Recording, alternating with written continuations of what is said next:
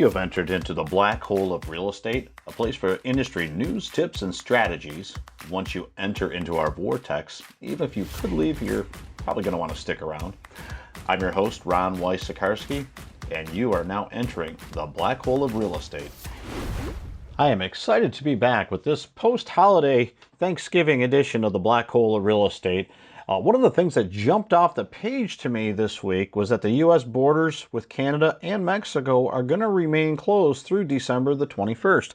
So a lot of the travel that would be for the investors to come and look at condos, buy condos, and just snowbird season for especially from Canada, that may be on hold just a little bit. It's going to be really interesting to see just what that looks like and how it's going to affect the Florida market as we get through the end of the year and definitely into January and February. There is so much talk about the potential looming specter of lockdowns that one would have to wonder, does that have a different effect or the same effect that we saw in March and April?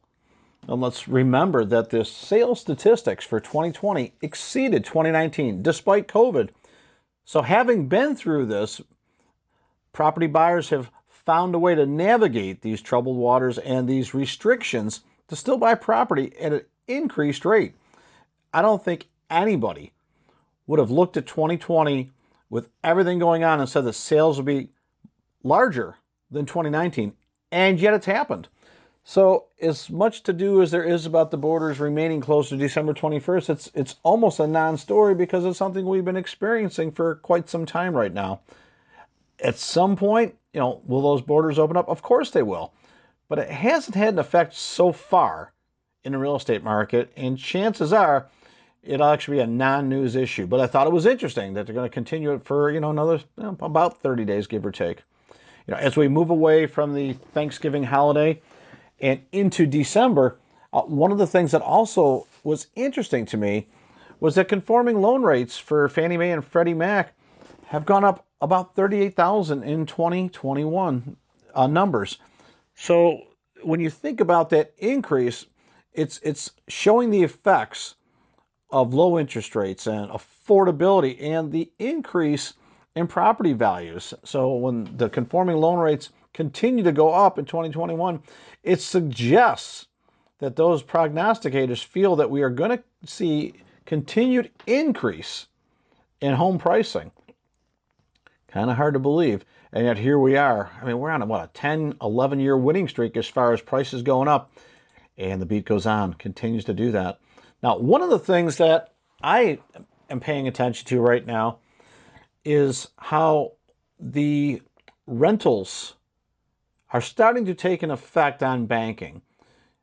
A lot of people have been unable or some unwilling to pay for their rent, and it's affecting the property owner's ability to pay back on the loans. And this domino effect, and let's face it, not every landlord is a bajillionaire. Most landlords have that mortgage to pay on the first of the month, and so we're not receiving rent. At some point, we run into a situation where if you can't evict them and they can't pay the rent, which causes you at some point to not be able to pay the mortgage, there's additional workouts that might have to take place in order to protect the homeowner who really had done nothing wrong. They've rented in good faith. There are systems put in place as a safety net for the tenants, and I get that. But now this domino effect is making it such that if these homes get foreclosed on, do those tenants get to continue to stay there during the foreclosure? This might get a little bit messy isn't the word, but it's going to shine a light in a direction that I'm not sure everybody's ready to go to.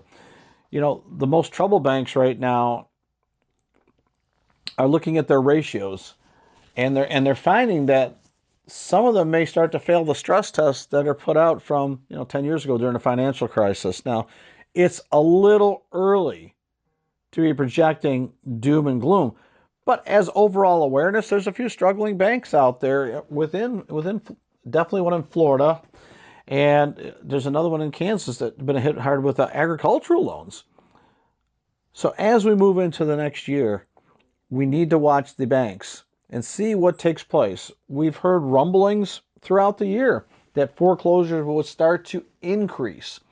But we haven't seen that happen. The workouts have been there. The forbearances have worked to date. And since we're only hearing rumblings from a couple of those smaller banks out there, that maybe this is a smaller problem.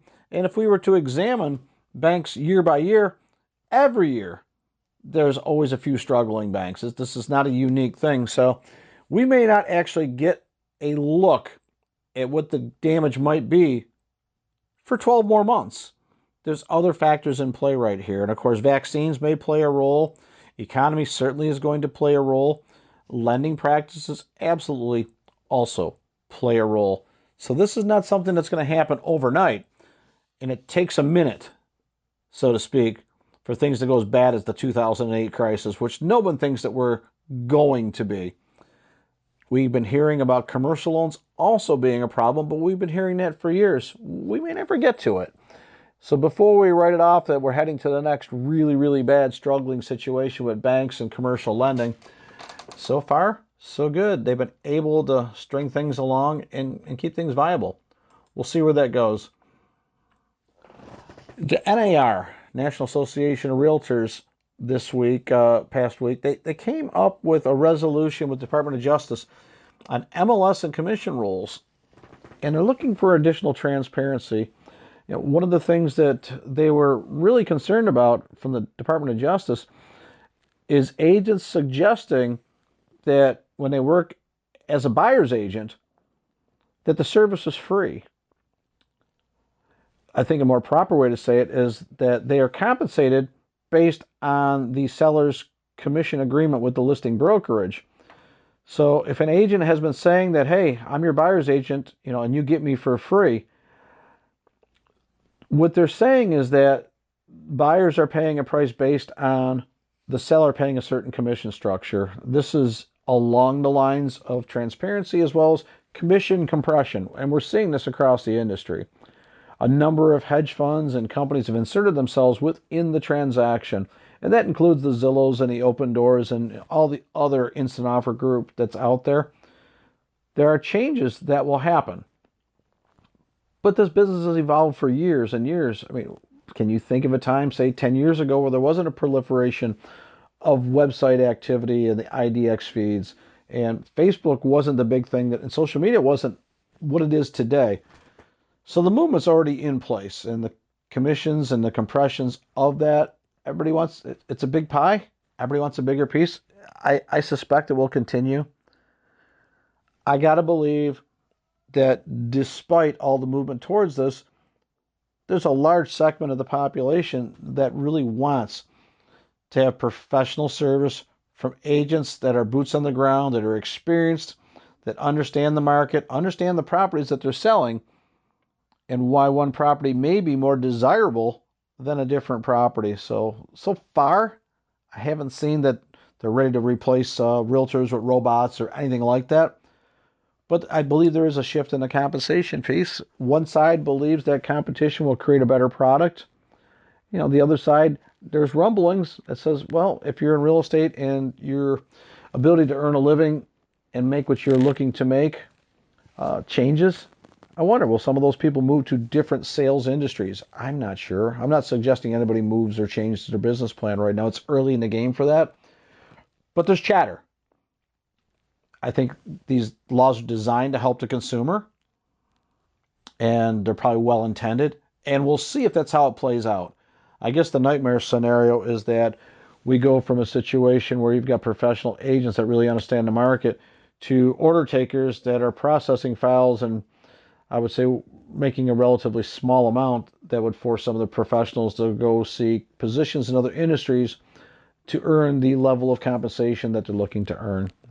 We'll see. Could there be consolidation? Absolutely. Could there be more agents joining big brokerages or Zillow brokerages or Redfin brokerages or things like that? Sure. CoStar is talking about going along some of those paths as well. Will single agents be joining teams? Maybe. Sure. I believe this. If you are a great agent or you have a great agent, chances are both are still going to be options for you. It'll be interesting to see how this thing plays out. This is not non-news. It's something that will affect the industry. I'm not ready to say it's going to be negative, but I don't know if it's going to have all of the intended consequences that the Department of Justice is setting out to achieve. This is a big wait and see. Now, on the lighthearted side, there is a study right now that says that some home staging is actually ineffective and creates some liability. And it's interesting to hear that play out. Some liability issues as far as the staging to sell piece. Does the buyer come under the illusion that this could be a property that includes the furnishings without the proper disclosures? That might be a piece of it. Could they enhance the value? Perhaps make it a little bit different than some of the other competing houses out there? I don't think that that's something that's taking place right now. But I do know that some of the staging companies right now are having some issues. There's in every industry, there's some bad ones and there's some good ones. So what they're saying right now is to make sure if you're going to hire a home stager that they have a contract and there's some insurance in place and perhaps maybe some proof that they actually own the furniture they're putting in there or have a contract to lease the furniture on your behalf. Because there could be some liability if there's damage to the pieces that are in there. Who covers that? Is there a liability insurance in place? Is that the responsibility of the homeowner who is bringing in a staging company through a recommendation, through a friend or their business professional, their real estate agent, brokerage? Who's offering that? So there's some risk management pieces in there that, I guess there's an additional oversight on there. We could talk about things like hobbyists that are, hey, I just decided to do some home staging because I'm a little slow at work right now. Maybe this isn't as dangerous as it sounds, but could a seller get into a tough contract or have some liability, have to pay for some furniture if it's damaged? Yeah, that could come into question. So, the one thing I want to finish up with today is that we are nearing the end of 2020, and there's all the jokes out there about, how many things, were supposed to happen during the 2020s, but it was actually all put into 2020. 10 years worth of crazy stuff into one. Hey, maybe we have it again next year. I think at this point we're battle tested. The real estate industry has been resilient. We've moved through the pandemic, warnings of financial impending crisis and doom and gloom that never really materialized. And we're on the second year, at least, of an inventory shortage, and yet the market continues to move on. Mostly, it's a product of people still wanting to move. And that's what drives the real estate market. It's not necessarily the economy or low interest rates or high inventory, low inventory. It's the desire of people to move.